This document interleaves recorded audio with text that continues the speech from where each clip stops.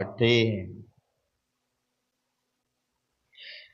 దేవుని సన్నిధిని విడిచిపెట్టి దేవుని యొక్క సహవాసాన్ని విడిచిపెట్టి పక్కకి వెళ్ళినటువంటి వాళ్ళ పరిస్థితి కూడా అదే.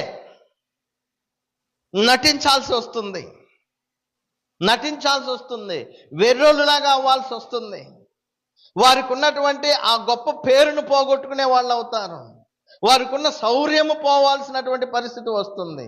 వాళ్ళకు ఉన్నటువంటి ఆ ధైర్యము పోతుంది. చివరికి వాళ్ళ అసలు స్వభావాన్ని మానేసి ఇంకొక స్వభావంలో నటించాల్సినటువంటి పరిస్థితి వస్తుంది. దేవునికి దూరంగా ఉన్నటువంటి వాళ్ళు అంతేనండి. సంఘానికి వెలుపల ఉన్నటువంటి వారు, సంఘానికి వస్తూ సంఘాన్ని మానుకొని దేవునికి దూరంగా పోయినటువంటి వాళ్ళ పరిస్థితి కూడా అంతే. ఇవన్నీ బైబిల్ చెబుతుంది.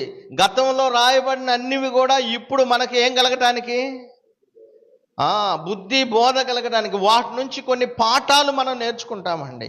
ఇది ఒక పాఠము. దావీదు తన ప్రాంతం నుంచి వెళ్లకుండా ఉంటే మంచిది, అతడు సరైన నిర్ణయం తీసుకోలేదేమో అంటానికి ఇవన్నీ మనకు రుజువులు. దావీదు దేవుని యొక్క హృదయానుసారుడైనప్పటికీ కూడా కొన్ని సందర్భాల్లో ఆయన చెడ్డ నిర్ణయాలు తీసుకున్నాడు.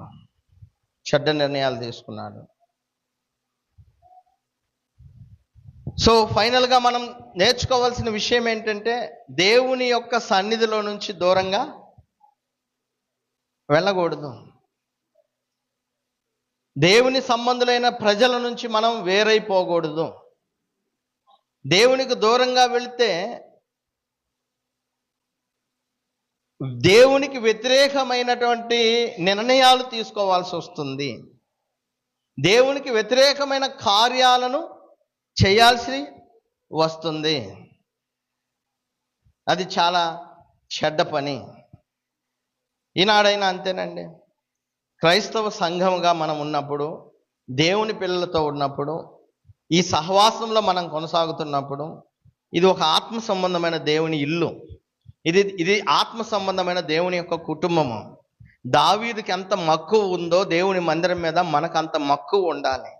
దావీదు ఎంతగా ప్రేమించాడో దేవుని మందిరాన్ని, మనము దేవుని సంఘాన్ని అంతగా ప్రేమించాలి. మన సహోదరులతో కలిసిన సహవాసము, ఐక్యతను దావీదు ఎలా కోరుకున్నాడో మనం అలా కోరుకోవాలి. దావీదు యెరూషలేము క్షేమం కొరకు ఎలా ప్రార్థన చేయమని కోరాడో మనం కూడా ఒకరికొకరు ప్రార్థన చేయాలనేటువంటి ఆలోచన మనకు ఉండాలి.